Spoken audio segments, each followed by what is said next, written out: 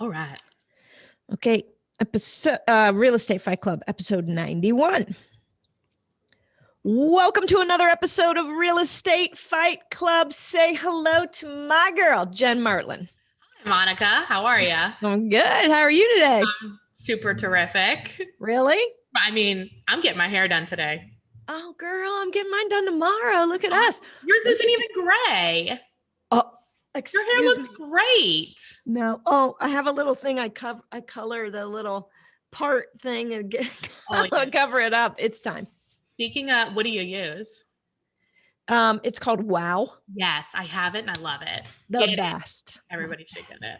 Well, just for that, last couple days. At least yours is in your part. Mine is like a halo around my head because I'm like an angel. Oh. So it's like a halo, and then it looks weird on Zoom calls because it's like gray and white. And you can't. Anyway. First of all, a halo, my ass. It's a halo. Okay, we'll call it that. One of the devil's angels. That's right. There we go. All right, guys. Thanks for joining us again for another episode of the Real Estate Fight Club. We love that you're here and love that you're listening. Today, Jen and I are going to, I think we're more going to just spar versus a real duke out fight, more like a practice fight where we are going to talk about strategies to win a deal in today's market. And what I mean by today's market is a severe drought of inventory. And so depending on when you're listening to this, we're recording this. We are filming. And we're filming also Zoom is in the spring/summer market of 2021. And we have a supply and demand problem. We don't have a demand problem. Well, we have a supply and demand balance problem. Yes, we have a lot of demand and no supply. You're right. For sure. So we thought we'd just talk about some strategies to win the deal in today's market and kind of go a little bit off board today. So Jem, what do you have? What's your first? Well, I definitely think today's market, but in general, all markets, I think the first thing for a strategy, I call them Tart Agents. And these are agents that when a buyer calls or somebody calls, they just Tart up and just run right over there, right? Yep. So I think a strategy in any market, but especially an unbalanced market, is to slow down to speed up. So when you have a potential client, they're not even your client. When you have a potential person that is so urgent, you've got to slow down and do some type of consultation. Their buyer consultation, a seller consultation, some type of consultation so you can understand their motivation for buying or selling. You can explain the market and what's going on. You can learn about where they're going to go, what's their motivation, what's going on with them, why are they so urgent? Because what I found is a lot of times the highest level of urgency equals like they're not going to do anything.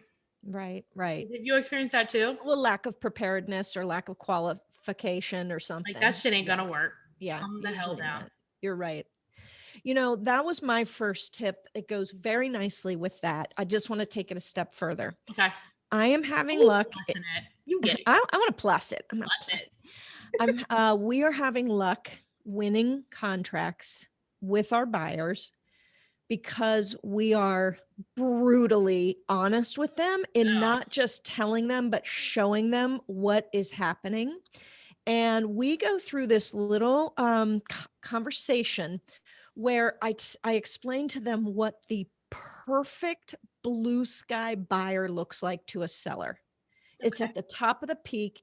And this is a cash buyer that will do no inspection, that will not make the offer contingent on an appraisal, that has nothing to sell. Like I go through what the Snow White perfection version of a buyer is for a seller. Okay. I love it. And then I go all the way to the bottom and say what the worst seller that could, or the worst buyer that could possibly come along that no seller would ever get into business with. And that is somebody that has, has a house to sell, needs their divorce to be finalized before they can buy, like is going FHA, has no money. Like we go to the worst. And I say, everybody's fight about FHA loans. Oh yeah, we can later.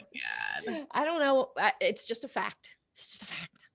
Can you use like USDA or something instead? No, but we have somebody with USDA, and you have to make it contingent upon the funds being available, and that's a whole nother problem. FHA lending is not the problem, but carry on. It's the reputation that it has is the problem. It depends on the house, all of that, obviously. But anyway, so we do that and we go through, look, you're not a cash buyer. That's fine. Most people aren't, not a big deal. The next best would be conventional with, some money in the bank and giving the confidence, whatever. So talking through that and letting them see, gosh, I'm a C+ buyer at best. Damn, do you grade them? Do you give them a grade? No, we don't use those terms, but they'll connect the dots. Like, I'm not an A+ buyer. Now we can use that. Hey, this guy's an A+ buyer. I guarantee this is a cash offer, blah, blah, blah. And we explain that a C+ buyer willing to pay $5,000 more for a house may not get the house for an A+ buyer that's 5,000 less, right? Right. This has proven to be extremely helpful because then we can talk through, what are you comfortable with outside of the lending? Mm-hmm. How handy are you? How comfortable are you with doing your inspections for information purposes only, or do you want to be able to ask for repairs? Mm-hmm. Do you have any cash in the bank to cover the appraisal gap up to $5,000? What do you want to do to bump yourself up from a mid-grade buyer up or whatever? That's just working really well for us. Yeah, I like it. Do you have this written down that we could share? No, but I can do that. I'll put it together for us and we can put it in the show notes. Cool. Yeah. Well, we can just a sketch. Oh. Yeah, they can also, we'll put in the resources page too. So jennifermertlin.com/vault is probably a better place for it. Let's do that. Yeah. /vault, VAULT. Good. Look at you, spelling bee champ. I just want to make sure I spell it for. I like it now because it does open up the conversation of like, which of these do and don't apply. Mm-hmm. And then also, like, we've had pretty good luck with if they still want an inspection, because a lot of people are not comfortable with not having an inspection. And mm-hmm. if they couldn't bring like their contractor friend or somebody with them that is like comfortable looking at houses, so they really want somebody's eyes on it, we've been calling the inspector and saying, hey, look, when are you available? And usually they can like fit us in like the next day or whatever. And so it's like, okay, well, the inspection, instead of being like 2 or 3 days or 10 days or whatever, it's, the next day at 8 a.m. is when the inspector is coming. Yeah, I love that. You've told me you guys do that. I think that's brilliant because it gives the sellers like, look, we might not even have to put it pending. We can just see very quickly if this is a go. Yeah, exactly. Right. Yeah, no, that's exactly what happens because they can still keep it like quote unquote active. Right. Yeah. But that's along the lines of like what we've talked about before is like, I think it's in Canada. I'm pretty sure it's Canada. Our Canadian listeners will have to tell us, but a contract doesn't go, to a pending status until contingencies are released, which, that's freaking brilliant. We should do a podcast on that. Although we'd agree on that, I guess. I know. Well, we did the one on like different statuses. Mm-hmm. Before, but I don't know. Mm-hmm. I like that. Yeah. Yeah. I think too, the way that you're doing it opens up for like, how much money do you really have? Mm-hmm. Because you had talked about paying some of the seller's expenses, and we've talked about it before, is the biggest expense that a seller has traditionally is commission. Mm-hmm. So can you pay my commission, for instance? Yeah. If you can, I mean, that's huge. Depending on how much your house is, that's a lot of money. Totally. And then you're not affecting the sale price. So you're not worried so much about the appraisal. Right. Your offer at $250 might beat the offer at $265, right? Because you're paying $15,000 commission, but it's going to only be showing as selling for the regular price. So not the commission. What?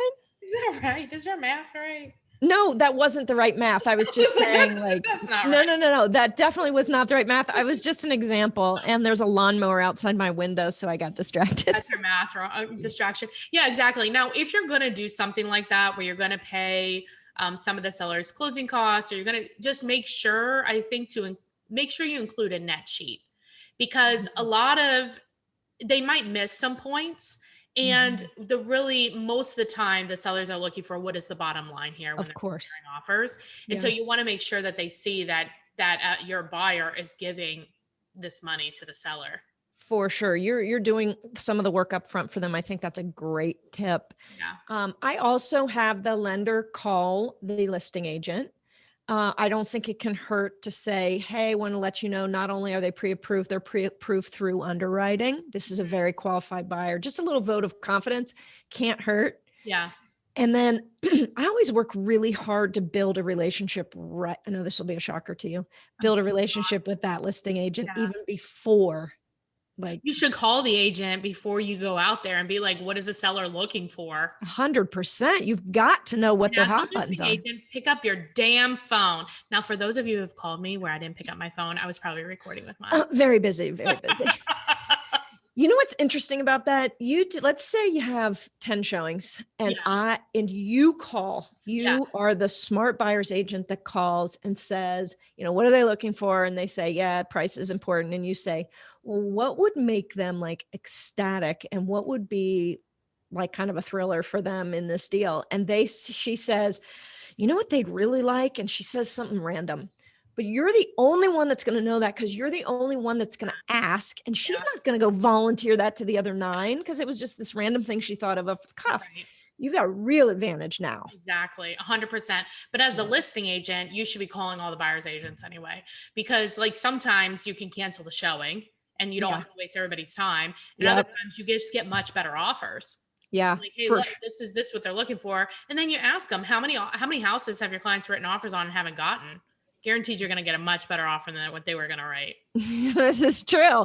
That's a good one. I like that. That's my favorite one. I like to use that against them. Oh my gosh. I did just do that with a gal. I had a cash offer come in on a little investment property over in Price Hill, and it was a $60,000 house. And it was a really good cash offer. Yeah. And the gal that was shown it at 6, her buyer was FHA full-time, or, full price. Yeah. I mean, not full price. Like, I'm like, no, you don't need to go. I just don't want you to waste your time. Do that. Yeah. Yeah. I mean, I think communication is important, right? And so it's not only communication with like, that was actually my second point is like communicate with the other agent, but it's like communicating upfront with the client, with your potential client, and having them sign a buyer agreement. Good idea. Having them sign one so that they are your client, actually, and then communicating with the agent. Yeah, agreed. Yeah. 100%. All right. So we've got setting expectations. We've got over communicating with the other agent. I think we've thought about that before. Setting expectations. Expectations is so annoying. No, but my expectations where I'm explaining. Man. This is it. Come on. Reality. If your buyers don't understand, we think everybody understands what's going on. They don't. They don't see it like we see it. They're not in the trenches every day. They know it from the news. They know it from some agents bitching about it online, which, by the way, quit that. You look like you're not succeeding. Stop saying that you've written 10 offers for somebody and you have not gotten anything. Where is the vote of confidence on that? You think I'm calling you next? No. So stop doing that. I don't know. I think too. So another strategy is let's think outside the box. Okay. So it's very easy to set up a portal and see what pops on the market, right? But what about if you did a search and said what came off the market, what expired, what canceled, what has maybe sold in the last like 5 to 7 to 10 years in that area, calling that agent saying like, hey, have they, or calling them directly, circle prospecting. We've had some good luck circle prospecting. Have you? Yeah. Nice. Real good. Yeah. Luck. When you're focused on a target area, that's really easier than just some broad, like whatever. When they know they want to be in this subdivision, that's pretty easy to go We need to get it narrowed down as much as possible. I mean, if you're driving all over creation, right, they're not ready. No, that's no bueno. No bueno. No bueno. No. Oh, look, we're speaking Spanish. Oh, well, look at us. This is the Spanish version of Real Estate Fight Club. Yeah. I mean, I think it's like thinking about, okay, where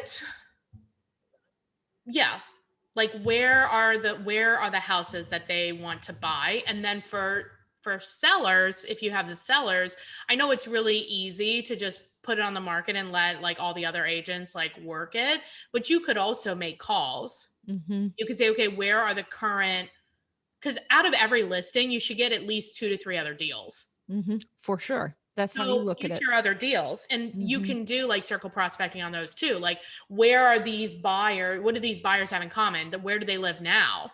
Like, maybe they don't buy this house, but maybe they'll buy another one. Mm-hmm. And Mm-hmm. you'll likely get another listing out of it too. Very If you're true. not getting 2 to 3 deals out of every listing, something's wrong. Yeah. Or at least if you're not thinking along those lines and working them like that.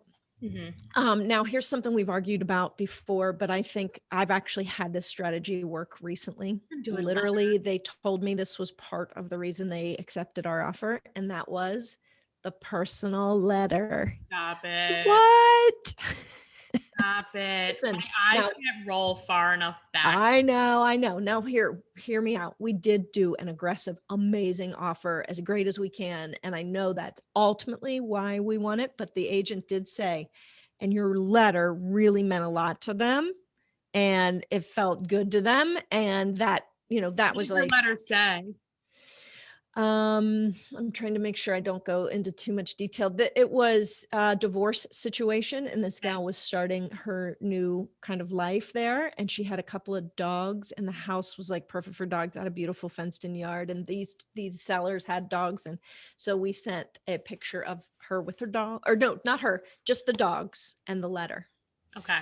And the dogs like wanted to live in the house, kind of thing. Like That's really cute. yeah, But that's and like, I'm just saying it worked. it I worked. know that some brokers have issues with them. You got to be careful because decisions are being made on not fair, blah blah blah. I get it, but it's working. Look, these sellers are looking people up. You can see the name on the contract. Yeah. You know more about the buyers than the buyers know about themselves. And pretty soon, when we have artificial intelligence running everything, we'll just be like, hey, who's Sally Smith? And our whole life will pop up. This is Ridiculous. true. We're going to have all kinds of issues. This is true. Hey, tell your buyers not to go out to Facebook and write, we just made an offer on the house of our dreams. We have to have it. Like, cause I'm going to go see that shit and I'm going to know how badly you want this house. And we're going to, and we're going to jack that price up. I mean, hey, whatever. Yeah. I don't agree with the letter. If you're going to write a letter though, I think making it about the sellers based on what you as the agent found out about them. Like, hey, we want to make sure we give you the most amount of money. Like, hey, we saw you had dogs. We have dogs too. Like something, but not just about the buyer. Yeah, this was kind of and it really depends on the seller. So that's like one of the things that as agents we'll get the vibe for when we talk to the other agent. Yeah, exactly. Yeah, you got it. Because different personality types are different. Because like if you send me a letter, I'm not going to read it. If I send one to you, you'll read it. There's an agent up north, Ryan, he's awesome. And he has his sellers sign all that stuff, like sign the letter and all that, and gives it back to the buyer's agent, especially if they didn't get the deal, so that they can see that their stuff was presented to the seller. I thought that was a really kind of common, like nice courtesy. I mean, okay. I've never done it. I don't know. I know, but I thought it was really nice. He's like, look, these guys took a lot of time to prepare this offer. And they lost. Really wanted this house. What? Here, you lost. Here's your losing signature. Sorry. I don't know. All right. What else can people do to win? Well, one thing to think about also might be stop shopping at the top of their budget, because if they can only go to 200 and you're looking at a $200,000 house and it's going for 220, it's not going to work. It's not going to work. Got to be at like 150. Go to the 150 house. Let them be the best of the heap. And so you got to have that's part of those conversations, those early conversations. Everybody below them, but what else? Yeah. And guys, don't be afraid to pull the last 3 months of that 1 mile radius around that house and show that the average sale price is higher than the average list price for the first time in ever. And don't be afraid to prove what you're saying to them, because they might just be words to them and they're not really hearing it. They need to see it. Some people need to see the evidence. No, that's true. It depends on the client for sure. But that's what you get out of the consultation, right? Like the buyer consultation. And also too, pushing them. Like people will just spew out what they think they want. But then it's like part of the consultation is really digging into it. Like, Mhm. okay, what do you live in now? You live in a 1 bedroom now and you want a 3 bedroom. Why? Like, what are you using the rooms for? Oh, you Mhm. want a basement, but why? Like, what if it had an outbuilding? Or what if, I mean, just kind of Mhm. like pushing it, because a lot of things, a lot of times they don't know what they want. And especially if they've bought, like, say they bought a number of houses before, like this is like their fifth house, right? You can be like, what did you like and not like about each of the houses? Then we'll know what you really want. Because Mhm. even ones that have bought 5 times, but it's been over 40 years, they forget. 100%. 100%. How many times do you go through, what they're looking for, and they say, we have to have 4 bedrooms and we need 3.5 baths. And then we really need a 2-car garage, and the finished basement, the basement must be finished. You're like, okay, perfect. What if we found the perfect house that was 4 bedrooms, 3.5 baths with a garage, but it didn't have a finished basement? Oh, well, we would look at that. Right. It's like, Exactly. you've got to ask these Yeah. questions. No, Yeah. I like it. And even say, okay, well, what if you found one that was 3 bedrooms, 3.5 baths, finished basement, or one that's 4 bedrooms, two and Right. a half bath, not finished basement? Which one would you buy? Right? Right. They're the same Right. price. And then you can like really figure out what's important to them, and it makes them think and really like picture these houses. That's right. So that when you do find the right house, it will be the right house and you can go all in on it Right. Exactly. and not let them make multiple offers on different houses like I we knew you were going discussed to say last that. episode. You're so predictable. Ah.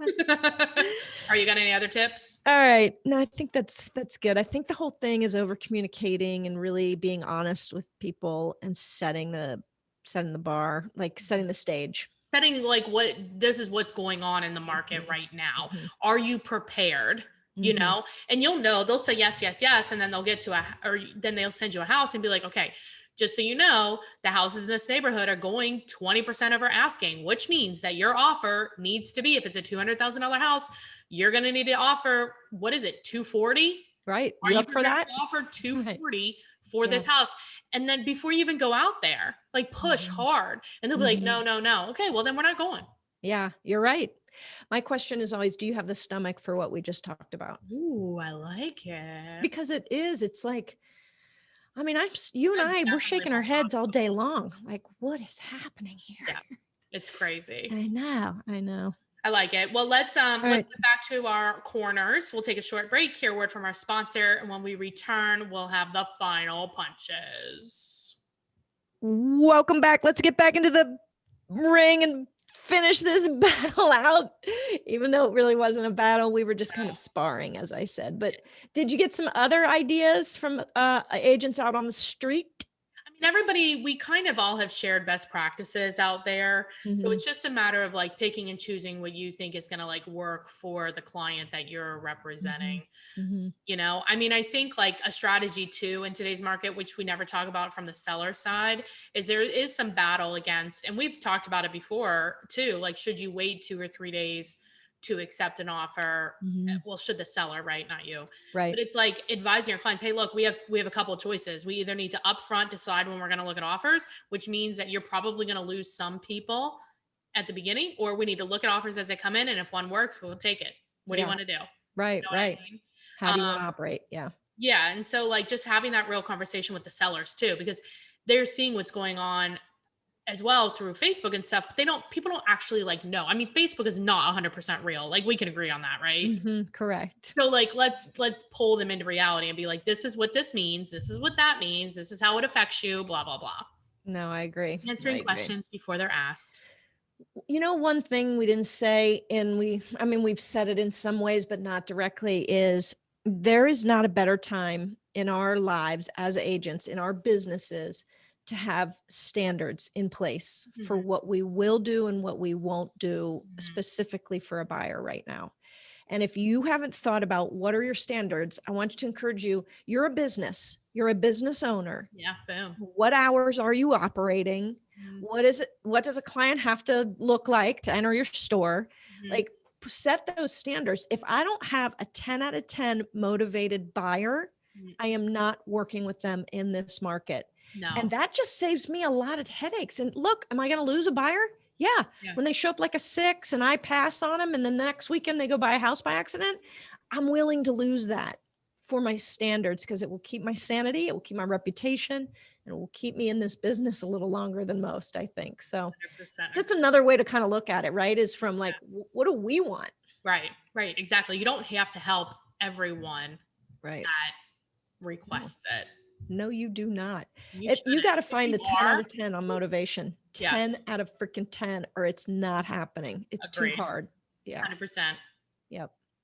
All right. All right. Well, I think that's going to have to be the end of today's battle. What do you guys think? Did this episode help? Did you get a nugget? Just one nugget out of this would make us happy. Let us know what that is. Go to our Facebook page, Real Estate Fight Club Podcast, and let us know what nugget you walked away with. And if you have anything to add, we would love to hear your ideas. Yes. And also, if you think somebody else would find this helpful, please share it with a colleague. We're also going to be on Clubhouse at noon on Thursday. So join us there too. We'll be talking about all kinds of fun real estate stuff. And of course, if you have any questions about EXP, we would love to work with you. Give me a call, 513-400-1691. Thanks. Yeah.